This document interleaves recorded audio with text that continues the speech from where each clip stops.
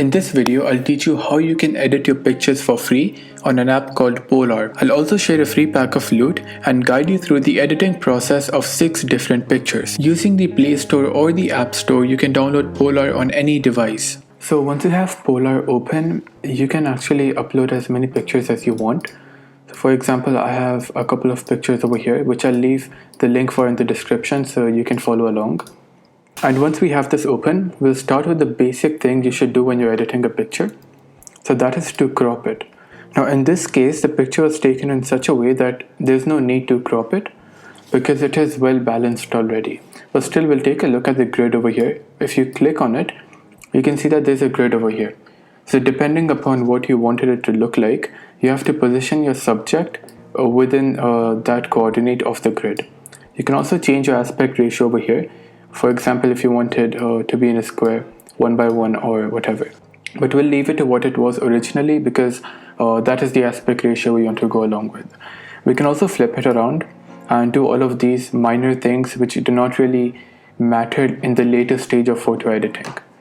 So after that, you can rotate it from here and all of that. So this entire section should be always done first when you start editing your picture. So once your cropping is done, we can go forward to change the colors of the picture and make it look better. So we'll just correct it, click on the tick so it applies all the changes we just added. Now for example, if you make a change and you want to reverse it, you can just click over here so it undoes it. Or if you want to go really back, you can click on the third option on the right hand side, which shows your editing history, and you can just change it, right? Now once you're done with that, we're going to go one by one with all of the options in this particular program, in this software. So initially it would look something like this. So we start with the color over here. Now what the color does is, we have a lot of options over here. So we have the temperature, for example. So what the temperature does is it basically makes a picture more cooler or more warm. So it depends upon the sort of picture you have. Right now we're going to make it a bit cooler, or just leave it over there. We'll come back to it later. So this is what the temperature does. And what the tint does is it allows you to add color tints over your image. So you can choose one color to overlay or use two colors to adjust color balance or create a duotone. You could also move the opacity around to make your effect really stand out or add a subtle filter. For example, if you move it to the left hand side, you have a green overlay color, or to the right hand side where you have a purple overlay color. Then we have vibrance and saturation. Now they're kind of similar but not entirely. So what the vibrance does is, it is a smart tool which cleverly increases the intensity of the more muted colors and leaves the already well saturated colors alone. Saturation increases the vibrance of the entire image as a whole. And then after that we have light. So in light, the first thing we have is dehaze. Now you're essentially adding contrast and saturation quickly, causing the foggy parts of an image to clear up. Then when you increase the dehaze, it increases the vibrance and saturation to make that particular part stand out and not be that blurred. So it basically clears up that entire part. And then we have exposure. Now exposure is the amount of light per unit area reaching a frame of photographic film or the surface of an electronic image sensor. So when you increase it, it basically gets very bright, and when you decrease it, it gets sort of dark. And then we have contrast. So contrast literally means difference. So in photography, the most common difference are achieved by changes in the tones or colors that compose the image. It is a degree of difference between the elements that form the image, between the elements that form an image. So higher contrast will give your image a different feel than a lower contrast. And then after that, we have highlights. Now the highlight is basically the brighter parts of a picture. So if you increase it, then the brighter parts of the picture will get even more bright, and if you decrease it, then the brighter parts of the image will become low. And the shadows are basically the dark parts of an image. So when you increase the shadows, those dark parts get very bright, and if you decrease it, those dark parts get even more darker. And this is usually used to make the shadows a bit more visible, as you can see over here. So if you decrease it, these shadows get very dark and the background gets darker too.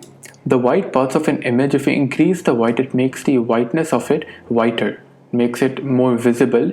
And the blacks make, if you decrease the blacks, it makes the dark parts of an image blacker. So after that, we have clarity and sharpen in detail. Now clarity is a local contrast increase that focuses on the midtones of the image. It differs from sharpness because whereas increasing sharpness increases the contrast between the dark and light tones, clarity increases the contrast within the middle tones of the image. And then we have color and luminance. Now color will come to it later, but what luminance does is, it is basically the intensity of light emitted from a surface per unit area in a given direction. So to us that would mean that the intensity of light emitted from any color in our photo. And then we have vignette. So what it does is, vignette is a reduction of an image's brightness towards the periphery compared to the image center. So for example, if we increase it entirely, it would make the borders of the image white. Okay, but if we decrease it, it makes it black. And usually we decrease the vignette to have a darker theme or to make it look more vintage. So if we keep it around, for example, -25, and then we increase the feather, it would blend in those borders better into the image. But if we decrease it, you can see a clear difference between the border and the subject of it. You can also change the center of the vignette. For example, I want it to be on this corner, so you can see that it is over here. But if I bring it in the middle as it usually is, then the vignette would be over here.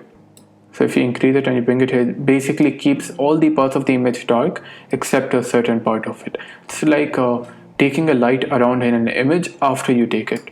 Then after that we have distort.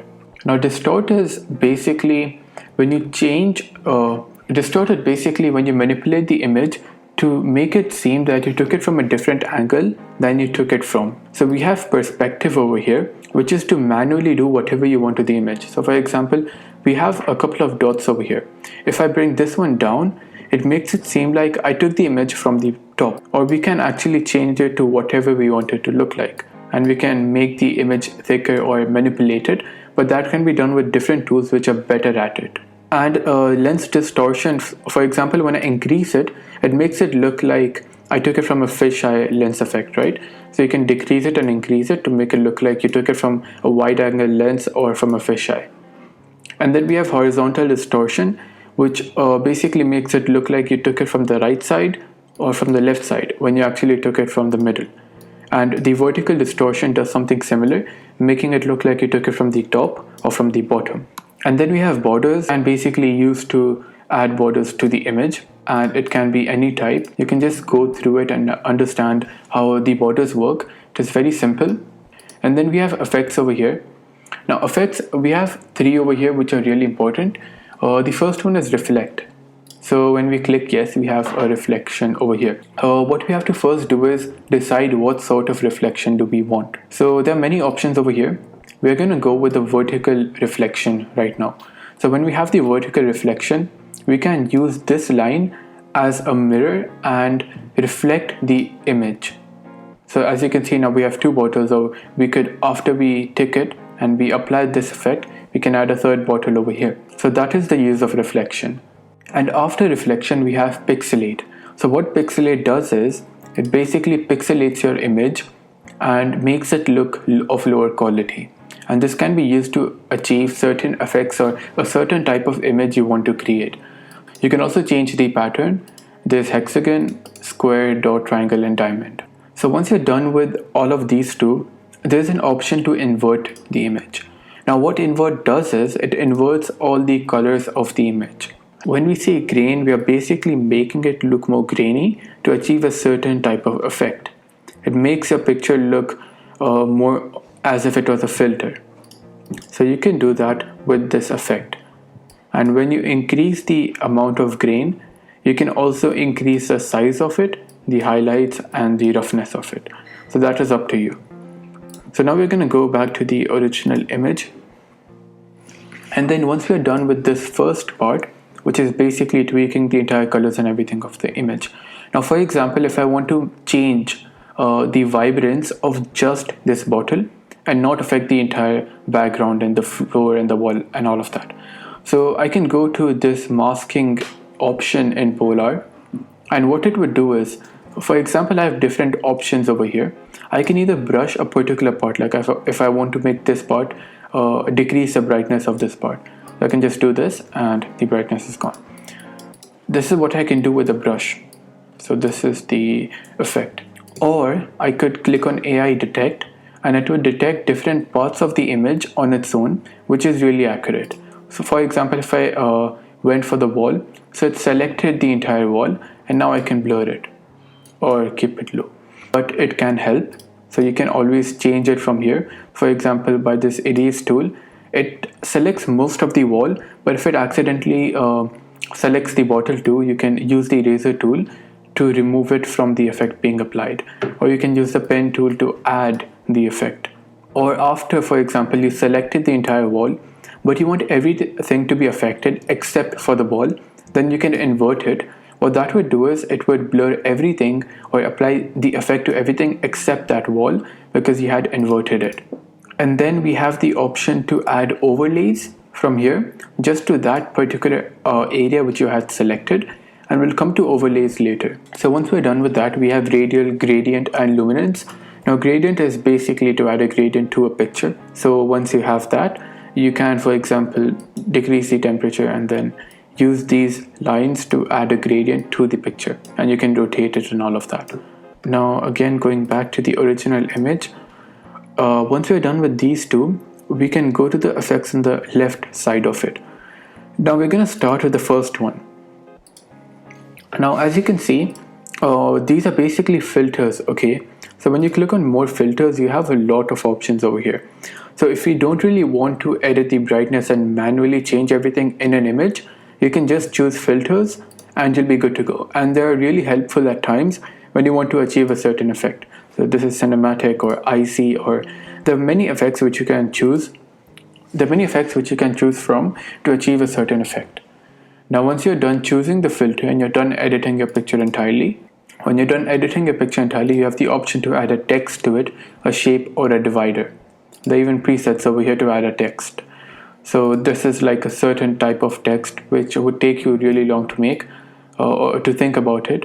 But if you can just go to the presets, which are only 9 at the moment, and then you can choose the certain presets to apply them to your image. Then after that we have our text, and it is quite simple. You can change the different settings of text just like you would on any other software. And then if you move down, you have the retouch tool. Now this tool is very easy to use and it is very helpful for most cases. For example, we have this image over here. Okay, so we have the retouch tool over here. Now how do we use the retouch tool? It basically, what it does is you select a face. It has the automatic option to do it, right? Now when you select the face, you have options for a lot of options over here, right? So for example, for the skin option, you can smoothen the skin, which would basically automatically remove all of the details over here to make it look smoother. Remove all of the details over here to make it look very smooth. So that is a really helpful option at times. So you can increase the tone, shadows, highlight or whatever. So the skin tool is basically for the skin of the face over here. And then we have the face, so you can change the way your face looks. For example, increasing the chin height or the forehead height and the face width and all of that. So that again is a very helpful tool if you want to tweak the way your face looks or the shape when you're taking a sort of portrait picture or something like that. And then you have the eye tool to increase the size of your eye, the brightness, the contrast and the clarity. And then we have more options such as the mouth and the teeth. So you can, if you forgot to smile, for example, you can change this and you will automatically start to smile. It doesn't always look very accurate, but you can always try it. Especially when you're trying to make memes, this is a really good. And then you have your teeth. So we don't have teeth in this picture, but what it does is it whitens it or brightens it. So again, that is a useful tool. We could also just click on the face and click on auto. What it does is it automatically increases certain options over here to make the image look very good according to what the AI thinks is good for the image. You can also use the auto tool, which basically makes everything better on its own, makes the face look better on its own, and it usually is very accurate, but it is always best to go for manual so you can explore different options and make it look exactly like you want it to look like. And then we have liquefy. As for example, you have the warp tool. You can choose the size of your brush over here and the strength of it. and you can basically, for example, I want this ear to be here, like stretch it or something like that, manually increase everything. I can do that over here, right? And then once I have done that, now for example, I want this part to go back to normal. I'll go click on restore, and there we go. It does it. It restores the parts only you brush upon, right? So that is really helpful. Or you could just reset it, and then we have the pinch option, which, as the name tells, it pinches a picture. It pinches a picture and squeezes it inside, as you can see. And then the bulge option, it pulls it out and it makes it very thick. And bulges the entire picture. So that is what you can do with Liquify. And then we have the third option, which is a remove spot option. Now this is the most helpful and the most used option in this entire software when you're taking pictures of a person. For example, there is we're gonna zoom in, which is possible by just command and plus. There's a certain dot over here, there's a pimple over here, and we do not want it to be there, right? So instead of smoothing out the entire skin, we can clone another part of the image and put it over here. So for example, I want to take this part of the image and have it over here. So when I do that, I can make it smaller, and then I can increase the feather of it so it blends in better to the other parts of the image. And once that happens, I can also increase or decrease the opacity. And then as you can see that you cannot really see the pimple as clearly as it was before. Or you can clone it, which will literally copy it from here and paste it over here. What Heal does is it basically brings certain attributes of this part of the image over here, and clone will just bring it from here directly over here. It is always best to use Heal because it is more accurate and it looks more, it fits into the picture better. You should keep your feather around 50 or below that. Keeping it too low would look unrealistic, too high would decrease the effect. So 50 or below is suitable in most cases. And then we have the overlays over here. Now what an overlay does is it adds an overlay from the different options you're given. So we have sky, for example. So when we add a sky, we can change the blending mode from here. So it was on screen before because that was the last option I chose.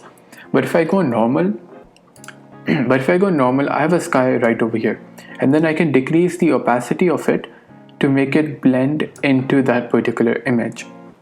Usually it is used to make the weather look better. Now once we are done with adding the sky, we can apply it later, and then we can add clouds or basically anything we want to add.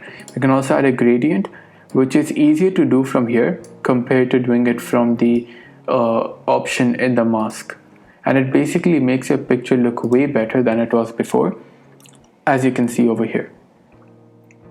So if you move it really far away, it makes it look like it isn't hitting the face. It is like a light affecting it. So if you took a picture with a plain background and you want to add lights to it, then having a gradient and then decreasing the opacity of it would do your work. Okay, now talking about loot, because I wanted to talk about it right now. So when you go to loot over here, you can actually choose a file, and what a loot does is it's like a filter, a preset of a filter, and it takes certain attributes, certain colors from that file, and it applies it to the picture you have. And I have a pack of 50 LUTs over here. I have a pack of 50 loots over here, which I will also leave the link for in the description, so you can download them for free. So for example, if you open the teal and orange loot over here, it changes the picture entirely. It adds a filter to it, and this filter is relatively better to the filters over here. It depends on what type of effect are you trying to achieve. So once you have a loot, you can change the intensity of it, because sometimes when you keep it on 100, it doesn't look as good as it would when it is on 50 or 75. And then we have the option to auto adjust everything, which is on the top over here. Automatically makes everything better. Now this is good according to the AI present in the software, but according to you it may not look good. It may look very grainy, and it may look like it has a lot of detail. So it's better to just manually adjust everything, but if you're in a hurry, it does the work at times. So now I'll be editing these pictures I have over here, and show you how easily you can edit pictures in this app. So I'll start with the temperature, and I'll make it kind of low, and I'll increase the vibrance a bit. I don't want to increase the saturation because I want to just increase the muted colors in the picture. After that, I'll leave the brightness and contrast over here. I'll make the highlights a bit less, and so with the shadows. And then the clarity, I'll increase it a bit because I want more clarity to be there on the floor, but I don't want clarity to be there on the other parts of the image. So I could actually just mask it over here. So I'll go to the AI detect tool, and then I have the man-made ground, and then I can deselect the parts which are not the floor but are very near to the floor, so that way it wouldn't really affect it. Now once I'm done with that,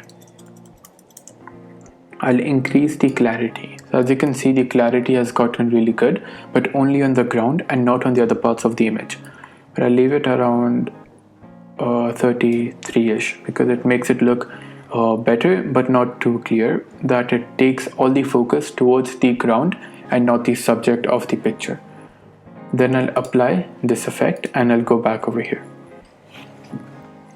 And then I want to apply the vignette tool over here, and I'll decrease it to 29 and I'll feather it entirely because I wanted to blend into the picture.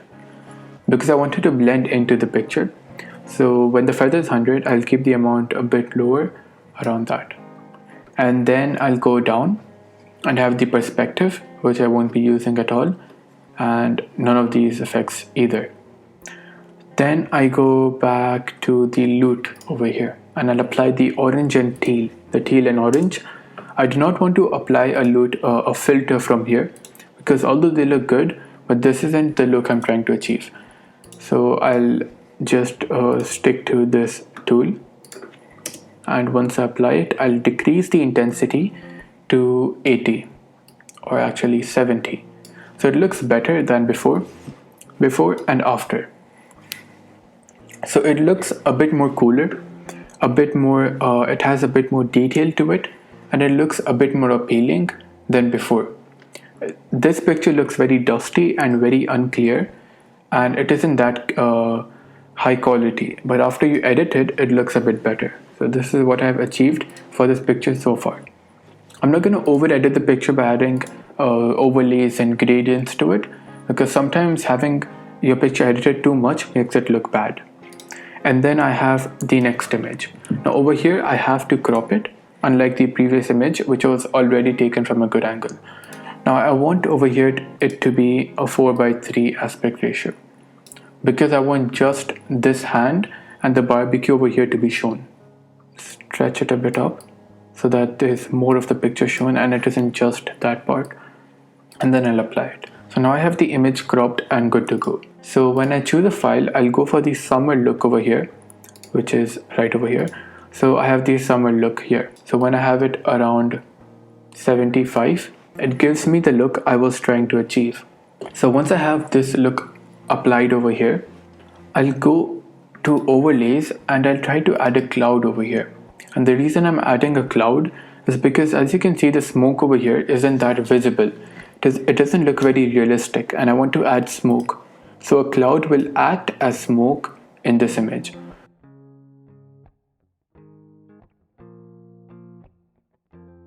I won't add any smoke over here because these are entirely raw, so it doesn't make sense for it to be very hot. Then I'll go back to this area and tweak these settings which I hadn't touched before. So I'll try increasing the vibrance of the picture and keep it around 70 or 63 looks good. Once I've done that, I'll also decrease the brightness by a bit because it looked too bright before. I'll go down again. I'll increase the intensity of the summer loot, and I'll grain the picture a bit, not a lot, around 30. Now that I have grained it a bit, it looks far better than before. And then I'll go back up and I'll add a vignette over here. Not a really huge amount of it, but just so that it looks, it gives more focus to the barbecue, which is the subject of the image, instead of the borders, which is not relevant right now.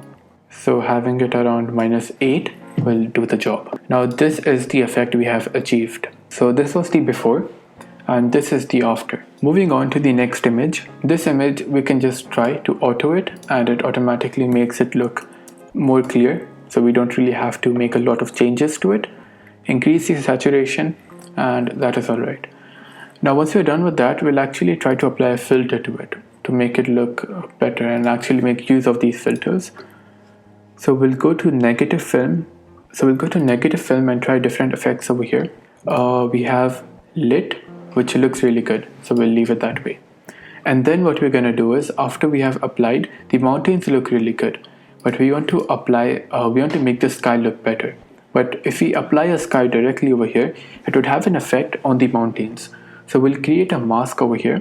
And we don't really have to create the mask. We can just use the auto tool, which worked really well in this case because it is a very simple picture. Now once we have done that, I'll add the overlay over here. So the sky tool. And I'll go for this sky. And the blending mode, I'll change it back to normal. And make the opacity lower. Once we pull it up, it is fading in better. And we can keep it back to normal. And this is what we have achieved.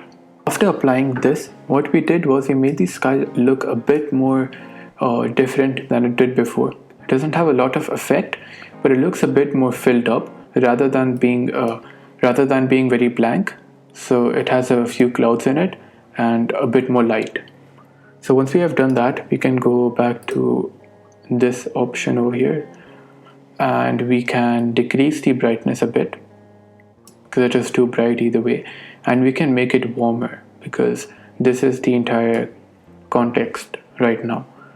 After doing that, we'll apply a vignette tool, which is already there.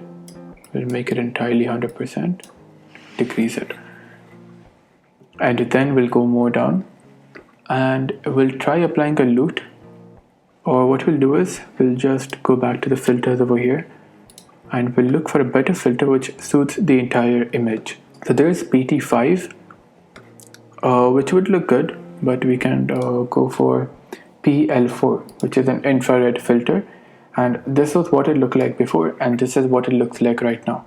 So the difference is that the sky is better and the mountains are more reddish and they have a better color to it. And then we have another image over here. So we'll crop this image first of all to remove this fire hose over here and keep the bird in the middle, which is a peacock, in the middle of the grid, middle of the center grid. And once we are done with that, we'll check the rotation and that looks fine. So once we're done with that, we'll go back up, we'll go to the temperature, which is where I always start with, make it a bit cooler because that is, so once I have my vibrance a bit around 58, the leaves look way more realistic than before. It looked very dull and dead. And I'll try to apply a lute to it. And we'll apply the teal and orange because it makes it look very cinematic. And we'll keep it to around 90-ish. And this is what the auto would do, but we won't go for it. So we have it around 95 and it looks really good. Actually try to make it a bit less bright because when it's really bright, the colors don't really stand out. And increase the contrast by a small amount. And then I'll make the whites a bit more visible.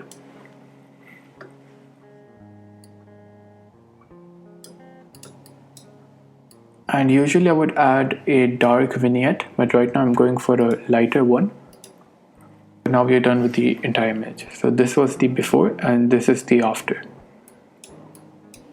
And then we have our next image, which is a very symmetrical image. So what we'll do now is we'll change the aspect ratio to 3:2 and we'll crop it in and we'll move it around to a place where we feel like it would match.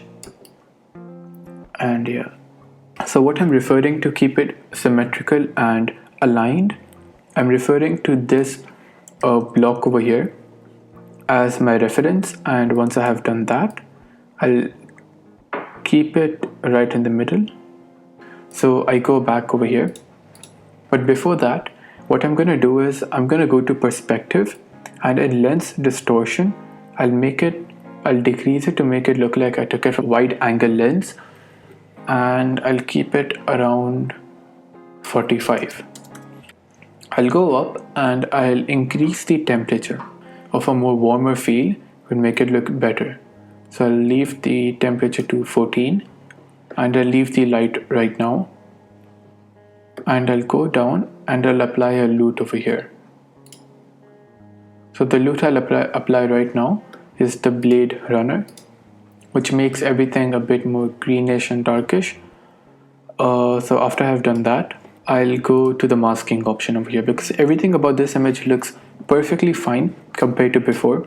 It is a different type of an image, not a very cinematic image, something more old-fashioned. So that is the effect I went for this time. But I want to make the sky look a bit better because it looks very plain. So for that, I'll go for the AI detect and I choose the sky. Now after I choose the sky,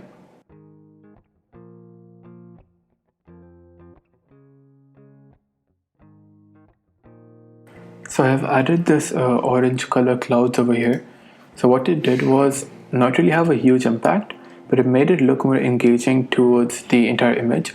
So before it was really white, and having a white sky in an image where everything else is very dark and green, it doesn't really suit it. So having a bit orange clouds matches the theme and it fits in better. And after doing that, I'll go back to the light over here.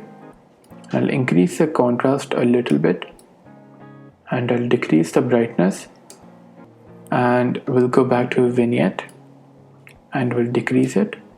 We'll increase the feather, keep it around -9, and now we have finished editing our entire picture. Now the next picture is this one. So we'll go back to the original image